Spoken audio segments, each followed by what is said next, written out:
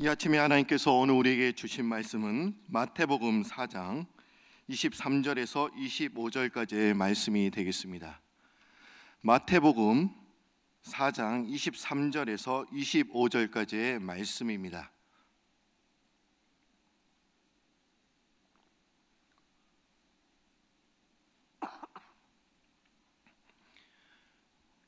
이 아침에 하나님께서 오늘 우리에게 주신 말씀은 마태복음 4장 23절에서 25절까지의 말씀이 되겠습니다. 우리 세 절 말씀이 되는데 한 목소리로 읽도록 하겠습니다. 예수께서 온 갈릴리에 두루 다니사 그들의 해당에서 가르치시며 천국 복음을 전파하시며 백성 중에 모든 병과 모든 약한 것을 고치시니 그의 소문이 온 수리아에 퍼진지라. 사람들이 모든 앓는 자 곧 각종 병에 걸려서 고통 당하는 자, 귀신 들린 자, 간질하는 자, 중풍병자를 데려오니 그들을 고치시더라. 갈릴리와 데가볼리와 예루살렘과 유대와 요단강 건너편에서 수많은 무리가 따르니라. 아멘. 사순절 특별 새벽 예배가 시작된 지도 엊그제 갔는데 벌써 이제 오늘을 포함해서 이제 4일을 이제 보내게 되고 이틀만 저희들이 승리하게 되면 여러분들이 이번 한 주간 또 주님의 은혜 가운데 승리하게 되는 줄 믿습니다. 그래서 이제 이틀 남았지만 여러분들 힘내시고 또 주님의 은혜를 우리가 기억하시면서 또 주님을 묵상하시면서 나아가시는 여러분들이 되시기를 바랍니다. 지금 방콕 에클레시아는 잘 진행이 되고 있습니다. 그래서 계속 우리 담임 목사님과 우리 김도현 사모님 그리고 에클레시아 팀을 해서 여러분들이 계속 기도해 주시기를 바랍니다. 마태복음 3장과 4장을 보시면 예수님께서는 이제 세례 요한에게 세례를 받으시고 이제 공생애를 시작하셨습니다.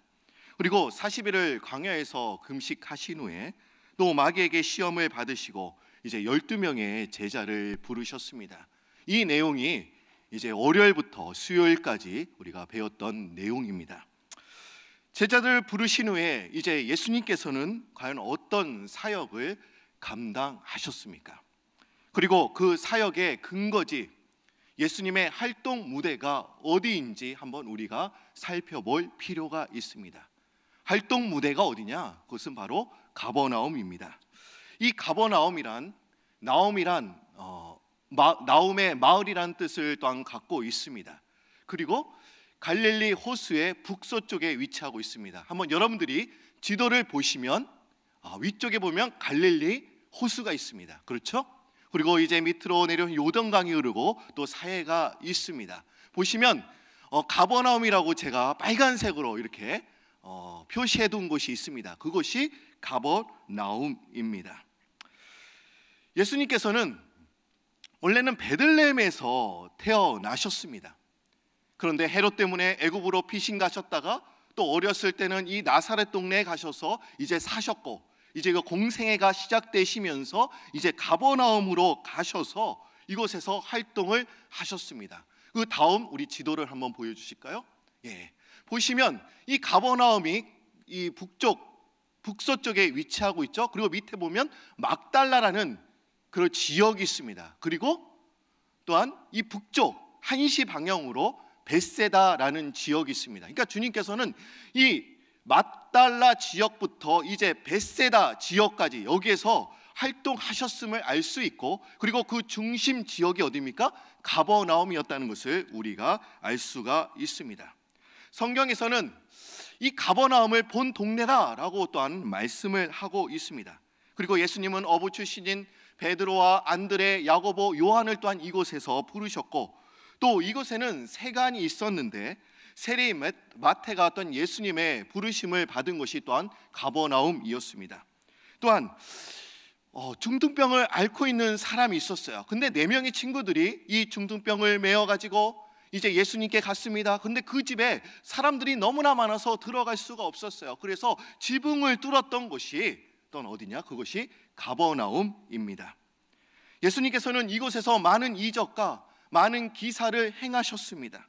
그리고 내일 배울 내용이긴 하지만 또한 이곳에서 열병을 앓고 있는 베드로의 장모를 고쳐주신 것이 또한 이 가버나움 지역임을 우리가 알 수 있습니다. 이것 말고도 예수님은 각종 병에 걸려 있는 고통 많은 그런 어렵고 힘들고 그런 분들을 고쳐주셨음을 우리가 알 수가 있습니다. 우리 전에 한번 지도를 보여주실까요?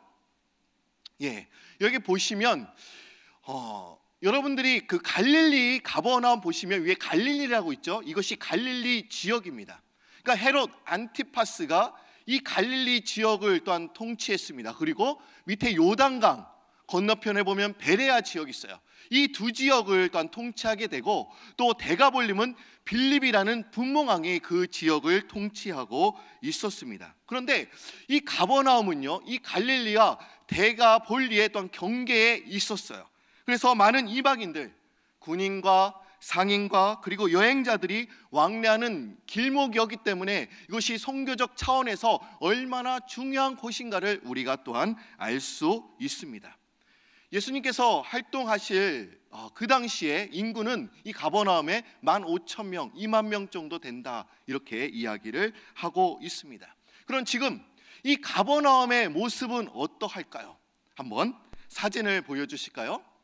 예, 여기가 입구입니다. 입구에 보면 이 오른쪽 위쪽 사인에 이렇게 적혀 있어요. 가버나움, The Town of Jesus. 한번 여러분들 읽어주실까요? 시작. 예, 여기서 표지에서 알려주는 것처럼 여기가 예수님의 마을이다, 이렇게 또한 이렇게 말하고 있습니다. 또 우리가 이제 이 가버나움 안으로 한번 들어가 볼 것입니다. 안에는 과연 무엇이 있을까요? 근데 그 안으로 들어가 보시면 우리가 세 가지를 눈여겨서 볼 필요가 있습니다. 첫 번째로는 여기가 해당입니다. 지금은 어떻습니까? 뼈대만 남아 있습니다마는 예수님께서 가르치신 곳이 이곳이다 라고 우리가 보통 생각을 하고 있습니다. 근데 여러분들 이 해당을 보시면 우리가 밑부분을 보시면 기초가 되는 곳에는 어떻게 있죠? 색깔이 돌이 검정색이에요. 그리고 그 위부터는 뭘죠? 흰색입니다. 그러니까 검정색은 뭐예요? 현무암으로 되어 있었습니다. 기초. 그리고 위에는 달라요. 흰색 석회암으로 또한 되어 있습니다. 그런데 이 가버나움 지역에는 흰색 석회암이 없다고 합니다. 그러면 어떻게 흰색 석회암이 어떻게 여기에 세워졌을까요? 그것은 모두 외부에서 수입된 돌이다라는 것을 또한 우리가 알 수가 있습니다. 그만큼 이 가버나움이 교통의 요충지였고 상업이 활발하게 움직였던 곳이 이곳이라는 것을 또한 알 수가 있습니다. 그러면 성전 해당 안으로 한번 들어가 보도록 하겠습니다. 지금 해당의 모습입니다. 우리가 사이즈로 봤을 때 얼마나 많은 사람들이 이곳에 살았는지를 알 수가 있습니다. 해당의 크기가 크다는 것을 또한 우리가 알 수가 있습니다. 그리고 그 해당 옆에 또 무엇이 있었냐? 그 다음 사진을 보여주실까요? 여기가 집단 주택입니다. 지금은 집터만 남아 있습니다만은 이 집단 주택, 이곳에 대부분 가버나움에 살았던 사람들이 이곳에서 이제 집단을 주택을 서로 모여서 살았음을 우리가 알 수가 있습니다. 그래서 그 부모님의 집에서 살았던 한 사람이 결혼을 하게 되면 딴 곳으로 가서 산 것이 아니라 부모님 옆에 집에 터를 세우고 그곳에서 집을 세웠음을 또한 우리가 알 수가 있습니다. 그리고 또한 세 번째로 눈여겨볼 장소는 그 다음 사진을 보여주실까요? 이것이 베드로의 집터입니다. 그러니까 집단 주택 옆에 이 베드로의 집이 또한 있었음을 우리가 알 수가 있습니다. 여기에서 예수님께서 베드로의 장모, 그 열병을 앓고 있는 그 장모를 고쳐주신 곳이 또한 이곳이기도 합니다. 이 베드로의 집터를 우리가 한번 자세히 보시면 팔각형으로 되어 있습니다. 그리고 현재 이 베드로의 집터 위에는 팔각형, 지금의 팔각형의 기념교회가 또한 세워졌음을 또한 우리가 알 수 있습니다. 그러면 하늘에서 본 이 가버나움의 모습은 어떨까 한번 보실까요? 예, 이것이 가버나움의 지금 현재의 모습입니다. 2시 방향을 보시면 그것이 입구예요.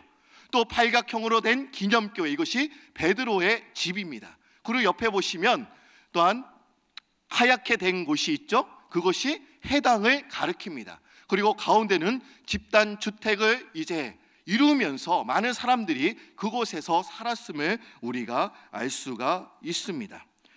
예수님께서는 가버나움 해당에서만 이제 사역을 하신 것이 절대로 아니었습니다. 어느 마을이든 도착하시면 제일 먼저 가신 곳이 어디였냐? 그것이 해당이었습니다. 원래 해당은 바벨론 포로 기간에 또한 설립이 되었죠. 이제 바벨론 나라 위에서 남유다가 멸망을 하게 되고 이제 예루살렘 성전은 다 무너지게 되었습니다. 그리고 많은 사람들이, 유대인들이 바벨론으로 끌려가게 되었습니다. 그들은 예배를 드려야 되는데 예배 드릴 장소를 찾다가 이제는 해당을 그곳에서 만들게 되죠. 그리고 훗날 이 해당은 이제 선포와 가르침의 그런 중심지가 또한 되기도 했습니다. 그래서 10가정이 유대인들이 모인 그런 마을이라고 한다면 항상 그곳에는 해당이 또한 세워져 있습니다. 안식일은 종교적인 행사로 모였고 또한 주중에는 학교로 사용되었음을 또한 우리가 알 수 있습니다. 당시 랍비의 문헌을 이제 기초로 해서 당시 유대인 소녀들의 교육 단계는 어땠는가? 3단계로 우리가 말할 수가 있습니다. 유대인들은 보통 5살부터 이제 9살까지는 토라라 불리는 모세 오경을 공부했습니다. 이것은 이제 초등 교육이다. 오늘날로 말하면 초등 가정이라는 것을 또한 우리가 알 수 있습니다. 그리고 10살부터 또 12살까지는 미시나라 불리는 구전율법을 공부했는데 또한 이것은 오늘날의 중등 교육과도 같다라고 우리는 말할 수가 있습니다. 그리고 이제 13살 이후부터는 이제 유대인들은 성인식을 가집니다. 성인식을 통해서 그중 촉망받는 특별한 아이들만 뽑아서 이제 탈무드를 이제 배우게 했습니다. 그러면서 그 촉망받는 아이들이 고등 교육을 또한 이어갔습니다. 그리고 유명한 랍비에게 이제 찾아가서 그의 문화상이 되면서 고등 교육을 이어갔음을 또한 우리가 알 수가 있습니다. 그러면 예수님은 해당에서 어디까지, 어느 가정까지 교육을 마치셨을까요? 한번 우리가 그것을 한번 생각해 볼 필요가 있습니다. 초등, 중등, 고등 교육, 이렇게 그런 교육 많은 가정이 있었는데 그중 어디까지 공부를 하셨을까요? 한번 성경 구절 말씀, 요한복음 7장 15절 말씀과 마태복음 7장 29절 말씀을 한번 보도록 하겠습니다. 한번 여러분들이 읽어주시기를 바랍니다. 시작. 유대인들이 놀랍게 여겨 이르되 이 사람은 배우지 아니하였거늘 어떻게 그를 아느냐 하니. 또한 마태복음 7장입니다. 이는 그 가르치시는 것이 권위 있는 자와 같고 그들의 서기관들과 같지 아니함일러라 라고 말씀하고 있습니다. 여러분, 예수님은 12살에 유월절 명절을 지키기 위해서 이제 예루살렘 성전에 올라가시죠. 그리고 그 성전에서 이제 랍비들과 선생들과 같이 토론하는 것을 우리가 알 수가 있습니다. 근데 듣는 자들이 다 이렇게 예수님에게 얘기했어요. 예수님의 대답을 기히 여겼다. 이 사람은 뭔가 특별하다. 이렇게 모든 사람이 여겼다는 것을 우리가 알 수 있습니다.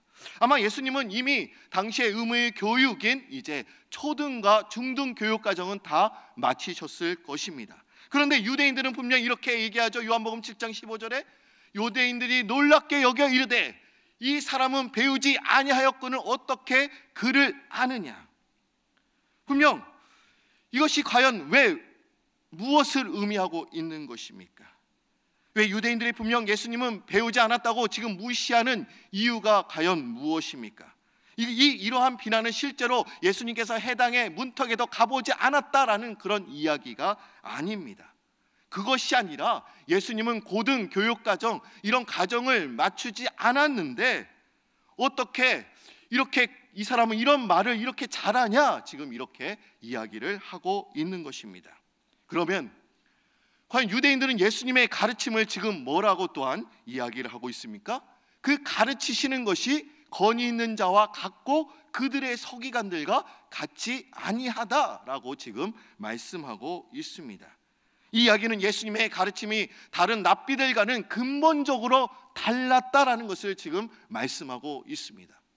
예수님도 이런 호칭을 받으셨어요. 랍비라는 그런 호칭, 선생님이라는 호칭을 받으셨는데 분명 예수님은 랍비들과 다른 랍비들과는 근본적으로 달랐다라는 것을 우리가 알 수가 있습니다. 당시의 랍비들은 어떻습니까? 자신보다 앞서 살았던 대랍비들의 그런 해석들을 인용했습니다마는 예수님은 자신의 권위를 이용해서 토라의 원문을 직접 해석하셨고 그 원문에 대해서 새로운 해석을 또한 하시기도 하셨습니다. 또 대랍비들의 가르침을 뒤집어 엎으심을 통해서 자신의 해석이 옳다라는 것을 주장하셨습니다. 남의 권위를 빌리지도 않으셨습니다. 오직 자신의 권위로 가르치셨음을 우리가 알 수가 있습니다. 그 권위는 모두 하나님으로부터 온 것이었죠. 그렇기 때문에 그 가르침은 근본적으로 그 랍비들과는 달랐음을 우리는 알 수가 있습니다. 그럼 여러분, 왜 예수님께서는 해당에서 가르치셨을까요? 왜 해당에서 사람들에게 말씀을 전하셨을까요? 여러분, 해당은 어떤 곳입니까? 제가 말씀드린 것처럼 율법을 가르치는 곳입니다. 안식일은 종교적인 행사로 모였고 주중에는 학교로 이제 모였어요. 그래서 많은 사람들이 이곳에서 율법을 또한 배우기도 했습니다. 근데 예수님께서 이 땅에 오신 목적에 대해서 이야기를 하고 있어요. 그 목적이 과연 무엇입니까? 우리가 마태복음 말씀을 보면 내가 율법이나 선지자를 폐하러 온 줄로 생각하지 말라. 폐하러 온 것이 아니라 완전하게 하려 함이라라고 말씀을 하셨습니다. 내가 율법을 폐하러 왔다고 여러분들 생각하지 마십시오. 난 이것을 완전하게 다시 세우기 위해서 이 땅에 왔습니다라고 분명하게 그 목적에 대해서 예수님께서 말씀을 하셨습니다. 여러분, 법이란 무엇입니까? 우리가 법을 항상 거론할 때가 있죠. 여러분, 법이 없어도 사회가 잘 굴러간다면 이 법은 필요 없을 것입니다. 근데 법이 없이는 안 되니까 결국 법을 이제 정하고 이제 만들게 되죠. 그리고 법에 따라서 사람의 행동을 또한 규제하는 것입니다. 우리가 자꾸 법을 내세운다, 법을 한번 얘기해보자, 법대로 해보자 이렇게 이야기하는 것은 뭔가 제대로 이루어지지 않는다라는 그런 느낌을, 뉘앙스를 또한 받게 됩니다.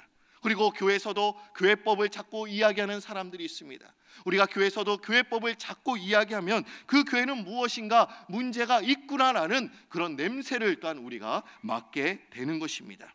여러분, 율법이 없이도 우리가 하나님을 잘 섬긴다고 한다면 이 율법은 없어도 될 것입니다. 그러나 이 율법은 하나님을 잘 섬기기 위해서 만들어 놓은 그런 장치인 줄 믿습니다. 율법 자체는 선한 것이었습니다. 그럼에도 그것이 변질이 되어서 율법에 숨기는 참된 기능이 온전히 활용되지 못하고 또 순기능이 다 상실되었음을 또한 우리가 알 수가 있습니다.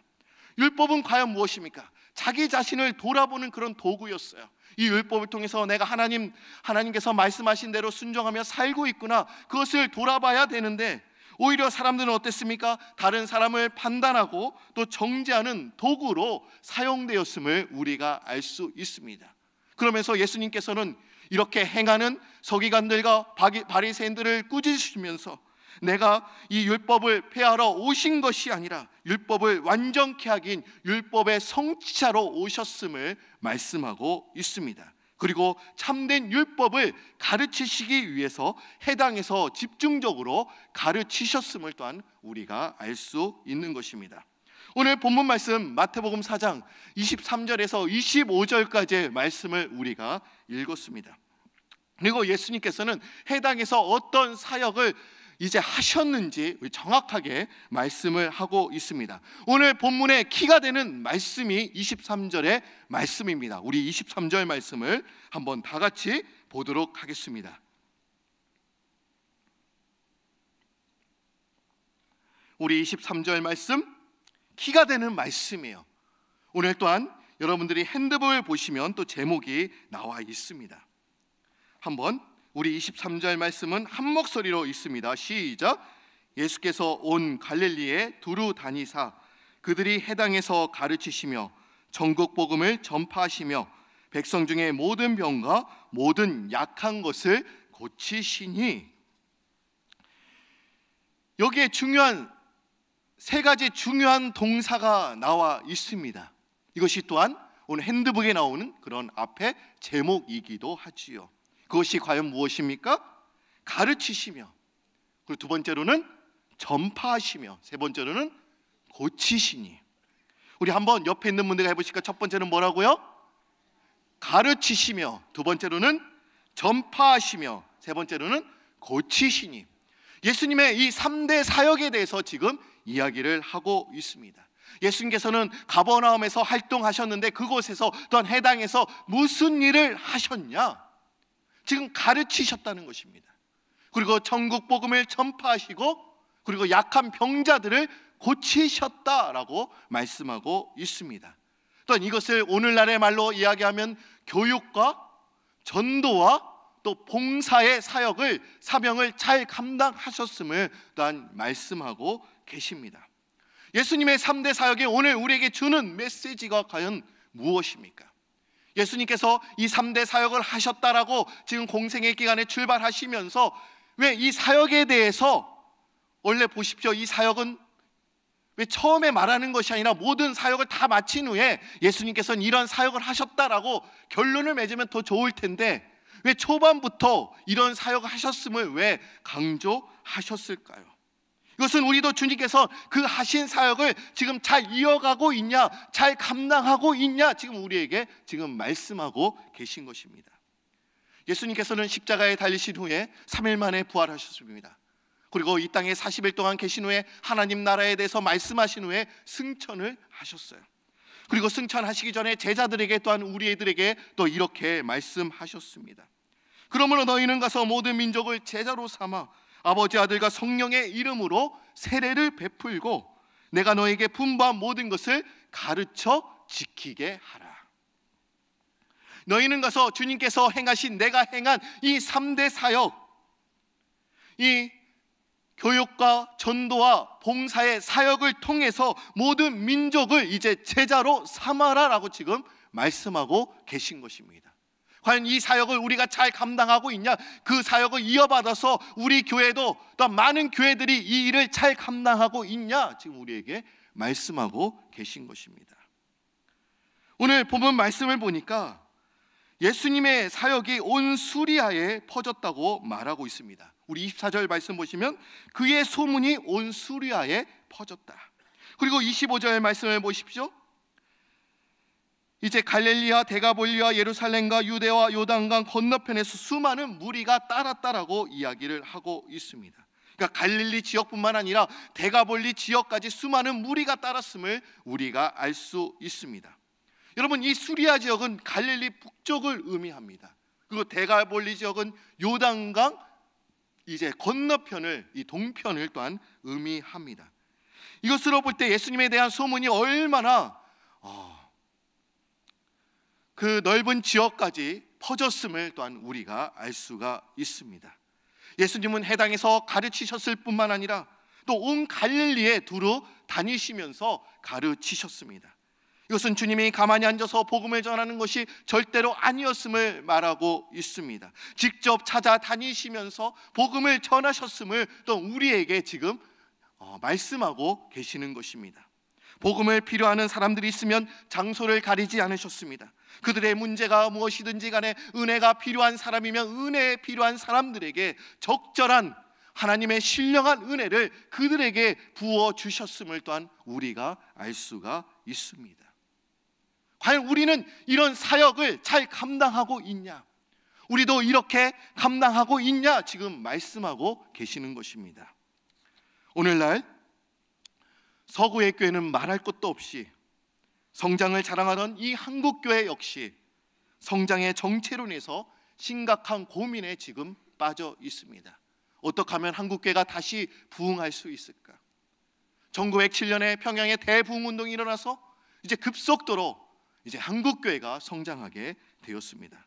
최근만 봐도 이제 목사 부부가 이제 자신의 딸을 살해하고 또 방치해둠으로써 지금 한국교회는 큰 충격에 빠져 있습니다. 그러면 우리가 어떻게 다시 성장할 수 있을까요? 부흥할 수 있을까요? 목회자와 성도들이 만날 때 항상 이야기하는 내용, 그 중심의 이슈가 과연 무엇입니까? 이런 내용들도 있지만 당신들이 요즘에 얼마나 교회 교인들이 모입니까? 교회 성장을 위해서 새로운 프로그램은 없습니까? 이런 이야기를 자주 합니다. 이것이 대화의 주제이기도 합니다. 여러분, 우리가 이렇게 어려운 상황 가운데 또 이렇게 빠져 있는데 우리가 교회가 성장할 수 있는, 그 부흥할 수 있는 그 비결이 과연 무엇이라고 생각하십니까? 우리가 사람들에게 찾아가서 그 부흥 비결에 대해서 우리가 듣습니다. 그리고 묻습니다. 그런데 주님께서는 먼 데서 찾지 말아라, 지금 가까운 데서 찾아야 됨을 이야기하고 계신 것입니다. 그 성경에서 그 답을 찾아라라고 지금 말씀하고 계십니다. 우리가 주님처럼 선포하고 주님처럼 사역해야 됨을 지금 말씀하고 계신 줄 믿습니다. 여러분, 우리가 부흥할 수 있는 비결이 과연 무엇일까요? 그것은 우리가 성경으로 돌아가는 거예요. 성경에서 그 답을 찾는 것입니다. 빌 하이베스 목사님이 심호하시는 시카고의 윌로우 크릭 교회, 여러분들이 잘 아시는 교회입니다.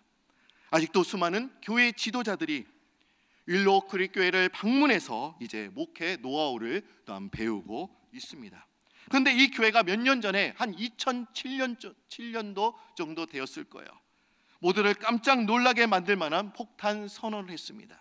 그 폭탄 선언했는데 우선 이 빌 하이베스 목사님이 먼저 자신이 깜짝 놀랐다라고 고백을 하고 있습니다. 과연 그 교회에 무슨 일이 일어나서 이렇게 고백을 하고 있는 것일까요? 지금 그 당시 2007년도 윌로우 크릭 교회는 아마 32년 정도 된 교회였다고 합니다. 그런데 이제 32년간 사역의 중심이 되는 철학과 또 교회에서 이루어지는 프로그램에 대해서 이제 수년간 연구한 결과를 이제 책으로 만들어서 이제 출간하게 되었습니다. 그리고 그 책의 제목은 뭐냐? Where are you? 과연 너는 어디에 있느냐? 이러면서 이 책은 윌로우 크릭 교회 이제 중심 사역자가 이제 집필을 해서 이제 1만 명이 먹는 성도들을 3년간 또 조사하게 되었고, 또 100명을 또 1:1로 면담하고 그들에게 또한 신앙서적을 읽게 함으로써 그들에게 어떤 변화가 일어났는가를 조사하면서 이제 그 책을 이제 출간하게 된 것입니다. 그런데 그들이 발견한 이 핵심적인 문제는 뭐냐? 교회는 수많은 프로그램을 이제 만들어서 교인들로 하여금 영적인 활동을 온전히 하게 만들지만 그것이 영적인 성숙함을 보장해주지 않더라는 것입니다. 영적인 성장이 전혀 일어나지 않다는 것을 말하고 있다는 것을 우리가 알 수 있습니다. 교인들이 프로그램에 열심히 참여했습니다. 교회는 날로 부흥했지만 교인들이 이웃과 하나님을 정말로 사랑하느냐, 이런 질문 앞에는 예스라고 대답하는 사람들이 별로 없었다는 그런 이야기입니다. 그러면서 저자는 또한 이렇게 이야기를 합니다. 근본부터 새롭게 출발해야 된다. 새로운 영감을 얻어야 된다라고 이야기를 하고 있습니다. 새로운 영감이라는 것이 시대를 앞서가는 안목, 탁월한 마케팅, 그런 프로그램이 아님을 지금 말하고 있는 것입니다. 성경으로 돌아가서 그 성경에서 거기서 영감을 얻어야 된다라고 말씀하고 있습니다. 이들은 성경을 통해서 하나님께서 진정으로 원하시는 것이 무엇인가를 발견해야 된다. 그러므로 우리는 성경으로 돌아가야 됨을 말씀하고 있는 것입니다. 여러분, 교회가 성장하고 또 교구와 또 기관과 내 자신이 부흥하기 위해서는 어떻게 해야 될까요? 오늘 성경에서는 이렇게 말씀하고 있습니다. 우리 23절 말씀 다시 한번 읽도록 하겠습니다.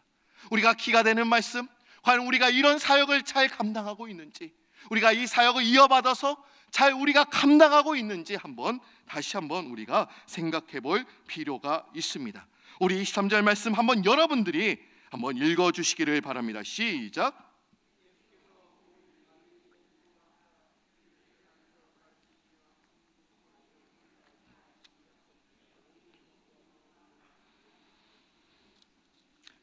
여러분, 우리가 성경으로 돌아가서 예수님처럼 가르치고 천국 복음을 전파하고 모든 약한 병을 고치는 일에 우리가 열심을 다해야 될 줄로 믿습니다.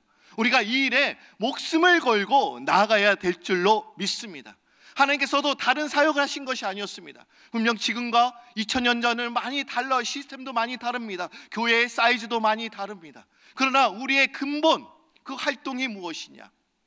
가르치시고 전파하시고 고치시는 이 3대 사역, 우리가 이 사역을 붙잡고 내 목장과 내 자신과 이 교회가 부흥할 수 있도록 우리가 이 일에 목숨을 거는 여러분들이 되시기를 바랍니다. 우리가 말씀으로 성령으로 돌아가면 우리는 부흥할 수 있습니다. 내 믿음이 성장할 수 있습니다. 그래서 주님께서 말씀하신 우리가 배우는 이래로 우리가 열심을 갖는 것입니다. 여러분들, 우리가 성경대학이 있지 않습니까? 우리 성경대학에 들어가서 우리가 배우는 거예요. 그리고 그 배운 내용을 가지고 우리 목장 식구들에게 또한 가르치시는 겁니다. 또 그리고 배운 내용 가지고 또 천국 복음을 전파하고, 또 그리고 약한 관우들을 위해서 우리가 손을 얹고 기도할 때 또한 하나님의 놀라운 역사가 우리의 목장과 교구와 우리 교회 안에 또 일어나게 될 줄로 믿습니다. 다 같이 기도드립니다. 사랑의 하나님, 이 아침에도 우리를 특별히 주의 전으로 불러주시고 사순절 이제 특별 새벽 예배 넷째 날 예수님의 사역에 대해서 다시 한번 우리가 묵상하며 배우게 하심을 참 감사합니다. 주님께서는 가버나움에서 전파하시고 가르치시고 고치신 이 3대 사역을 중심으로 많은 사역을 감당하셨는데, 하나님, 우리도 이 사역을 이어받고 잘 감당하고 있는지 우리 자신을 돌아볼 수 있는 저희들이 될 수 있도록 주님 인도하여 주옵소서. 과연 교회가 부흥하기 위해서는 무엇을 행해야 하는 것입니까? 우리가 성경으로 돌아가서 주님께서 행하신 이 사역을 본받고 이 말씀대로 행해야 될 줄로 믿습니다. 우리가 배우는 일에 열심을 가질 수 있도록 주님 인도하여 주시고, 진정으로 주님께서는 인전 만민에게 모든 민족에게 복음을 전파하라, 이 사역을 감당하라 하셨는데, 하나님, 우리 주에는 아버지 주님을 알지 못하고 죽어가는 영혼들을 향해서 우리가 천국 복음을 전파하며 그들을 온전히 고치며 손을 얹고 기도할 때 하나님의 기적과 놀라운 역사가 우리 삶 가운데 매일매일 일어날 수 있도록 주여 인도하여 주옵소서. 이제 사순절 특별 새벽 예배가 이틀 남았습니다. 우리가 진정으로 이틀 이 기간에도 더욱더 주님을 묵상하며 주님과 더욱더 동행하며 주님을 더욱더 알아가는 시간이 될 수 있도록 주님 인도하여 주시고, 여기에 모든 성도님들이 다 승리하며 주님과 동행하며 온전히 십자가를 올바로 바라볼 수 있는 믿음의 아버지 우리 그리스도인들이 다 될 수 있도록 주여 인도하여 주옵소서. 저희들이 진정으로 십자가를 묵상하며 주님의 그 모습을 우리가 묵상하며 더욱더 우리가 기도할 것입니다. 오늘 주실 은혜를 우리가 또한 기대하며 주님여 아버지 나에게 은혜를 부어 주시옵소서. 더욱더 주님 말씀대로 온전히 살겠습니다라고 결단하는 저희들이 다 될 수 있도록 주여 역사하여 주옵소서. 감사드리오며 예수님의 이름으로 기도드립니다. 아멘. 하늘에